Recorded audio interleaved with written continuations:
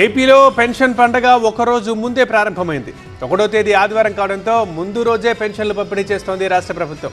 అనంతపురం జిల్లాలో సీఎం స్వయంగా పెన్షన్ పంపిణీ చేయగా జిల్లాలో నియోజకవర్గాల్లో మంత్రులు, ప్రజాప్రతినిధులు పెన్షన్ల పంపిణీలో పాల్గొన్నారు.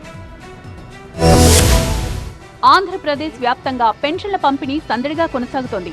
అనంతపురం జిల్లా నేమకల్లులో జరిగిన పెన్షన్ పంపిణీలో ముఖ్యమంత్రి చంద్రబాబు పాల్గొన్నారు. పలువురు లబ్ధిదారుల ఇళ్లకు వెళ్లి స్వయంగా పెన్షన్ అందించారు.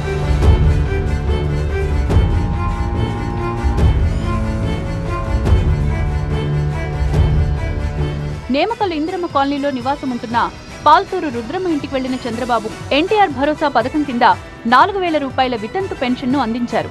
ఆమెకు ఒక గొర్రెల యూనిట్ ను పంపిణీ చేయాలని కలెక్టర్ ను ఆదేశించారు. అదేవిధంగా ఇళ్లు కూడా నిర్మించిస్తామని ముఖ్యమంత్రి హామీ ఇచ్చారు. ఆపై బోయ భాగ్యమ్మ నివాసానికి వెళ్లి 15,000 రూపాయల వికలాంగుల పెన్షన్ ను అందించారు. ప్రభుత్వం నుండి వారికి అందుతోన్న సంక్షేమ పథకాల గురించి అడిగి తెలుసుకున్నారు. కిరాణా షాప్ పెట్టుకోవడానికి ప్రభుత్వం తరపున భాగ్యమ్మకు సాయం అందిస్తామని భరోసా ఇచ్చారు. పెన్షన్ల పంపిణీ సందర్భంగా నేమకల్లు గ్రామస్తులతో ముచ్చటించారు సీఎం చంద్రబాబు. గ్రామంలోని వృద్ధులను ఆప్యాయంగా పలకరించారు. పెన్షన్ అందుతోందా లేదా అని అడిగి తెలుసుకున్నారు. కిరాణా వ్యాపారి కుటుంబంతో కూడా మాట్లాడారు. పెన్షన్ల పంపిణీలో పైసా అవినీతి ఉండకూడదని అధికారులకు ఈ సందర్భంగా స్పష్టం చేశారు చంద్రబాబు. దేశంలో పెన్షన్ ఎక్కువగా ఇచ్చే రాష్ట్రం ఏపీ అన్న ముఖ్యమంత్రి పెన్షన్స్ కోసం 5 నెలల్లో 18,000 కోట్లు ఖర్చు చేశామన్నారు. ప్రతి నెల పెన్షన్ తీసుకునే అవకాశం లేని వారికి 3 నెలలకోసారి తీసుకునే సౌకర్యం కల్పించామని చెప్పారు.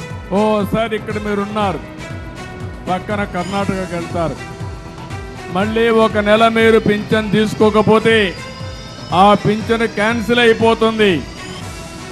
కానీ నేను ఈరోజు ఆలోచించింది, 1 నెల తీసుకోకపోయినా, 2 నెలలు తీసుకోకపోయినా, 3 నెలల పింఛన్ మీకు ఇచ్చే ఏర్పాటు చేశానని చెప్పి కూడా నేను మీకు తెలియజేస్తున్నాను.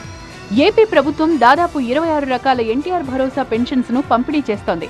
లబ్ధిదారుల్లో వృద్ధులు, వితంతువులు, ఒంటరి మహిళలతో పాటు వివిధ వ్యాధులతో బాధపడుతున్న వాళ్లు కూడా ఉన్నారు.